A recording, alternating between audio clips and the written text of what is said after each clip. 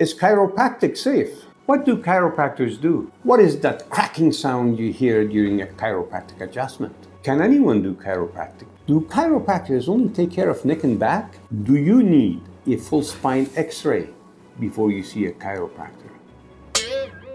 I'm Yama Zafer. I'm a chiropractor. I'm here to give you answers to these questions and more. Let's get to it.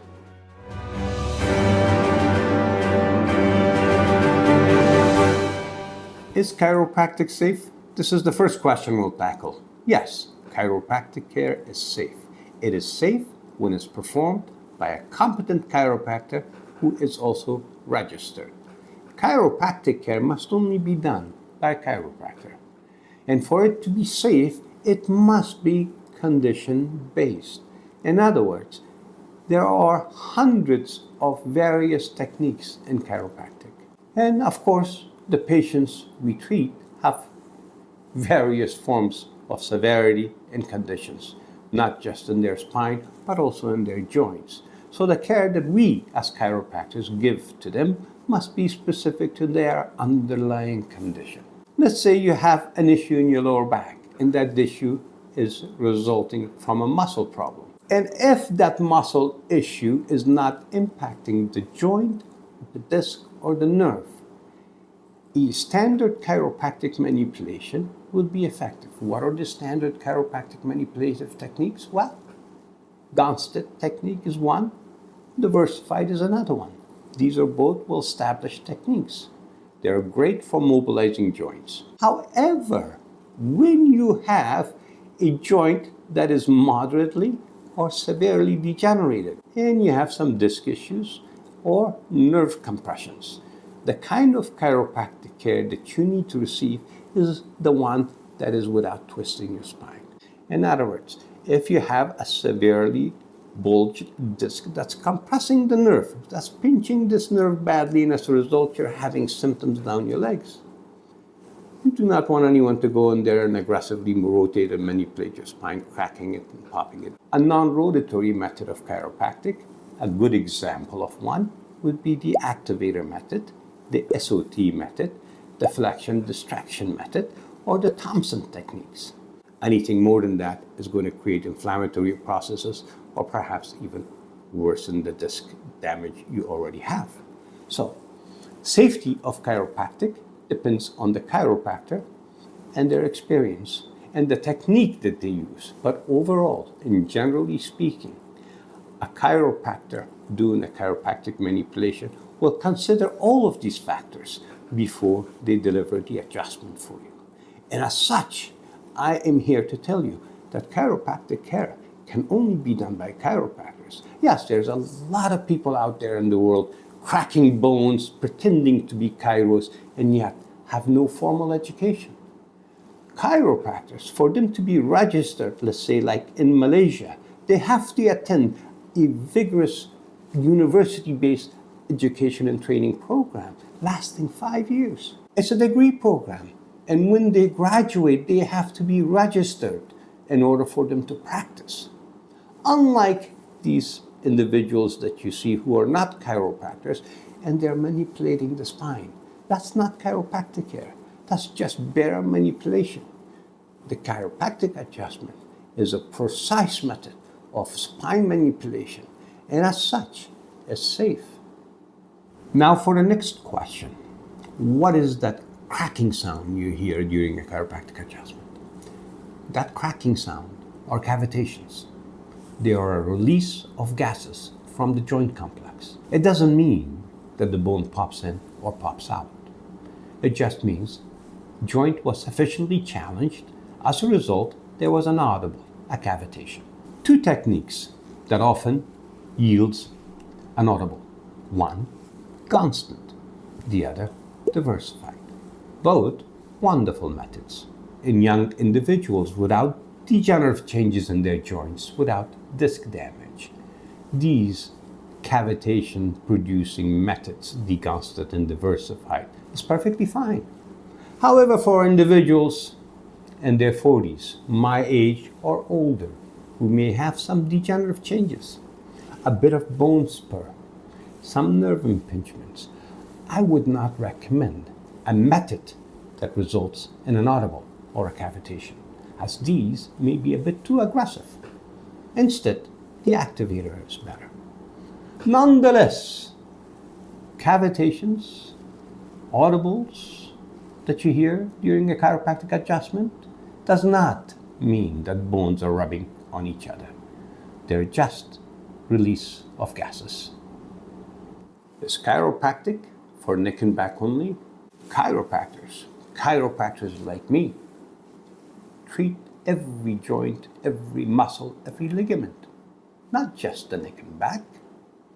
Whether it is a knee or a shoulder, there are plenty of soft tissue manipulative techniques or adjustments in chiropractic for muscles and ligaments. And many chiropractors, including me, do them. We do them because they produce results, good results, especially for the knee. A knee joint can misalign, much like the joints in your neck and back. And when they do, they cause issues. For example, you have the thigh bone here and the shin bone here, the femur and the tibia. In between them is this meniscus, a shock absorber, a cartilage. Now, when the knee joint is out of alignment, irritating the meniscus, causing it to wear and tear. Now, with the chiropractic adjustment, we can gently realign and make sure that the thigh and the shin bones are aligned well.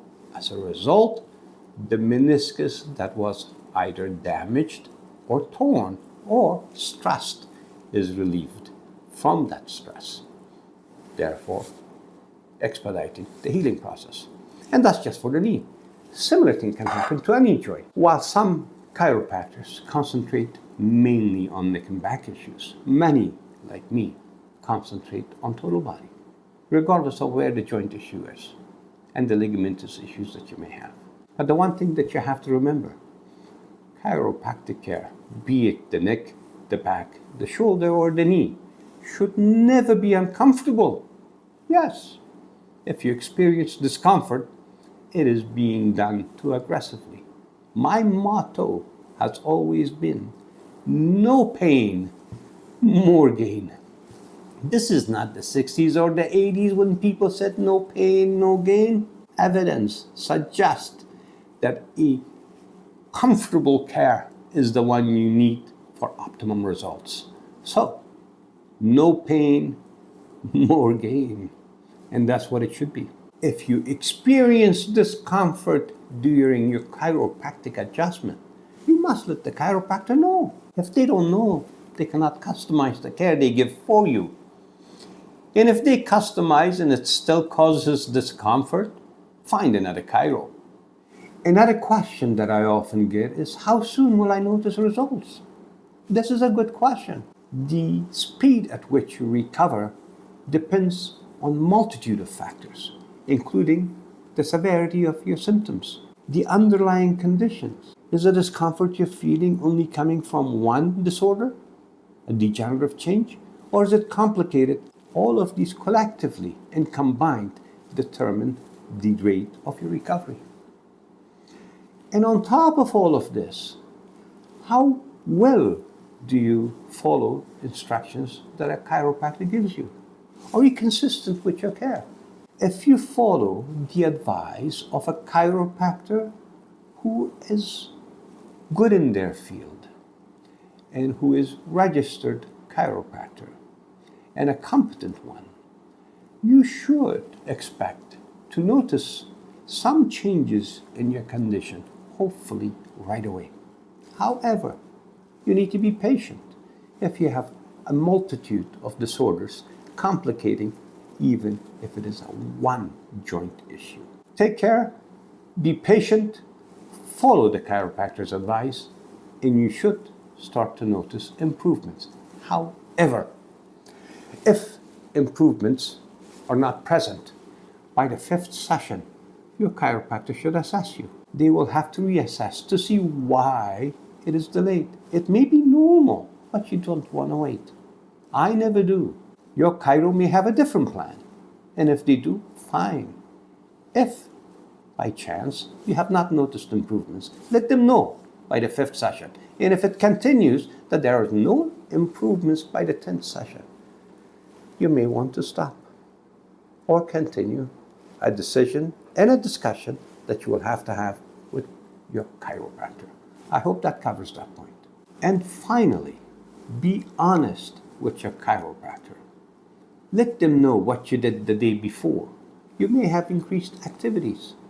You may have gone for that run because you felt better. And after that run, the pain came back. Do not go and tell the chiropractor, I'm not getting better. Let them know. You felt better, you went for a run, and now you're back to where you were. So honesty is key. You have to be honest with chiropractors and chiropractors. If you're listening, you have to be honest with your patients. It's a two-way road. With that, success is just a step away. Another question I always get is, do I need x-rays, MRIs, or other diagnostic procedures before I see you? No, not every patient needs diagnostic imaging.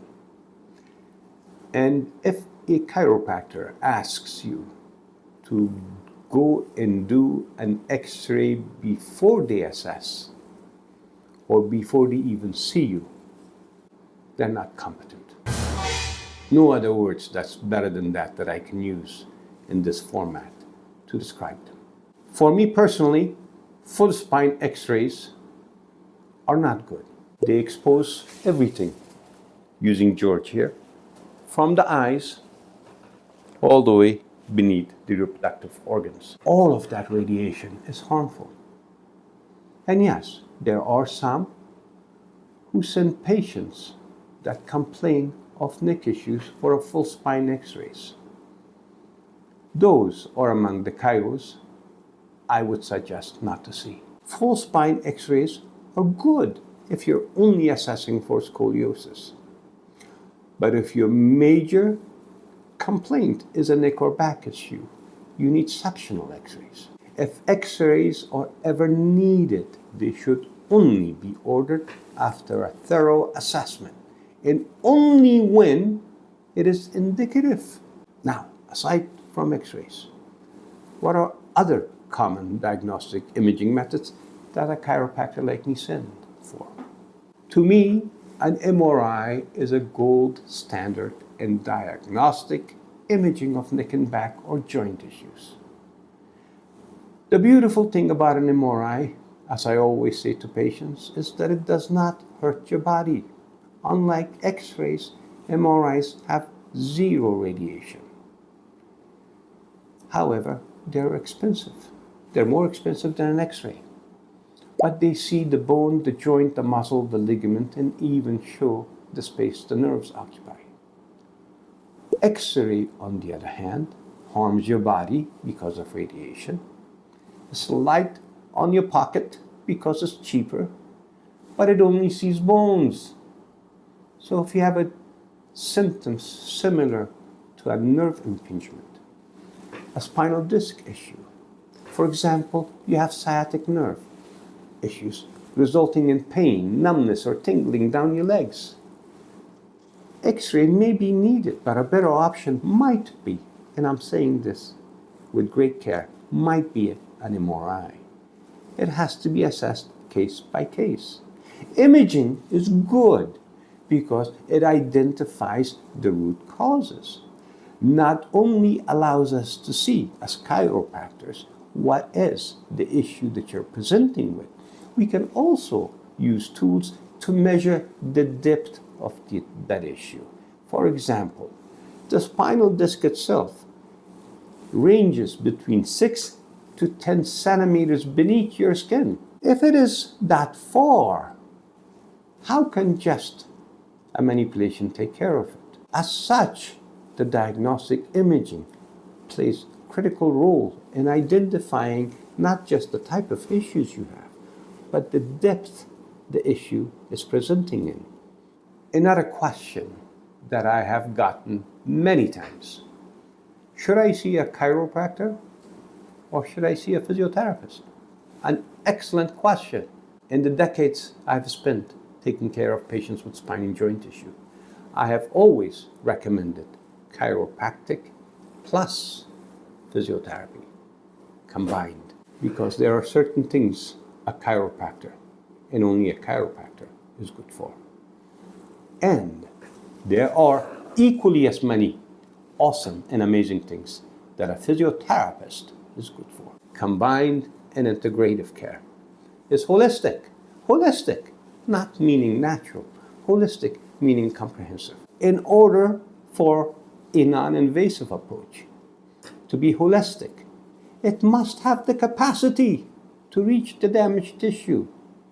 The chiropractic adjustment is not sufficient to impact every tissue at that depth. That is where physiotherapy comes in. So when you combine chiropractic with physiotherapy, you're integrating two of the most established non-invasive spine and joint practitioners under one sitting. And that is what I would recommend. Don't choose between one or the other. Choose both. Why not? Remember, my definition of holistic is not just natural. My definition of holistic is one that it is comprehensive. That is the main part of holistic care, one that is comprehensive. And it cannot be comprehensive if it is a singular approach. So get your chiropractic care and get physiotherapy simultaneously. I hope you enjoyed the video, and if you liked it, drop us a thumbs up. If you have a burning question, drop a comment. I promise to get back to you. Don't forget to subscribe and hit that bell notification. Wherever you are, and until our next session, stay blessed. I'm Yama Zafer. I'm a chiropractor, and I hope the contents I have produced here for you is helping you stay active and healthy. Have a good day. Do I need to have a full spine x-ray before I see a chiropractor? No, you don't! I knocked out the camera.